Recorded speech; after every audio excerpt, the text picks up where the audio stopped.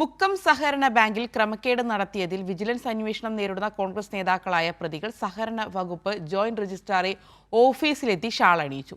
കോഴിക്കോട് മുഖത്തെ മണ്ഡലം കോൺഗ്രസ് നേതാക്കളാണ് കോഴിക്കോട് ജോയിന്റ് രജിസ്ട്രാറെ ഓഫീസിലെത്തി ഷാളണിയിച്ചത്. കോൺഗ്രസ് നേതാക്കൾക്ക് സർക്കാർ ഓഫീസിൽ അവസരം ഒരുക്കിയത് സർവീസ് ചട്ടലംഘനമെന്നും പരാതി ഉയരുന്നു. മുക്കം സഹകരണ ബാങ്കിന്റെ ഭരണസമിതി അംഗമായിരുന്ന കാലത്താണ് OK ബൈജു അഴിമതി നടത്തിയതായി വിജിലൻസ് കണ്ടെത്തിയത്. പിന്നീട് വിജിലൻസിന്റെ ശുപാർശ പ്രകാരം ബാങ്കിന് നഷ്ടമായ തുക പ്രതികളിൽ നിന്ന് പിടിക്കാനും ഉത്തരവായിരുന്നു. സർക്കാർ പ്രഖ്യാപിച്ച കാർഷിക ആശ്വാസ പദ്ധതിയിൽ ഉൾപ്പെടുത്തി ഇഷ്ടക്കാരായ കോൺഗ്രസുകാർക്ക് പണം തിരിമറി നടത്തി നൽകി എന്നുള്ളതായിരുന്നു വിജിലൻസ് കണ്ടെത്തിയിരുന്നത്. കേസിൽ 6ാം പ്രതിയായി വിജിലൻസ് അന്വേഷണം നേരിടുന്ന കോൺഗ്രസ് നേതാക്കളായ പ്രതികളാണ് സഹകരണ വകുപ്പിന്റെ ജോയിന്റ് രജിസ്ട്രാറെ ഓഫീസിലെത്തി ഷാളണിയിച്ചത്. കോൺഗ്രസ് നേതാക്കൾക്ക് സർക്കാർ ഓഫീസിൽ അവസരം നൽകിയത് സർവീസ് ചട്ടലംഘനമെന്നും പരാതി വരുന്നു.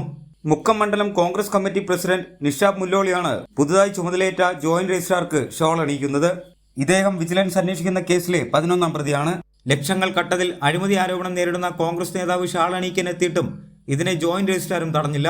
കോൺഗ്രസ് ഭരണപക്ഷത്തുള്ളതുകൊണ്ട് തന്നെ വിജിലൻസ് അന്വേഷണത്തിൽ വഴിവിട്ട സഹായം ഉണ്ടായേക്കുമെന്ന ആരോപണവും ഉയരുന്നുണ്ട്. കൈരളി ന്യൂസ്, കോഴിക്കോട്.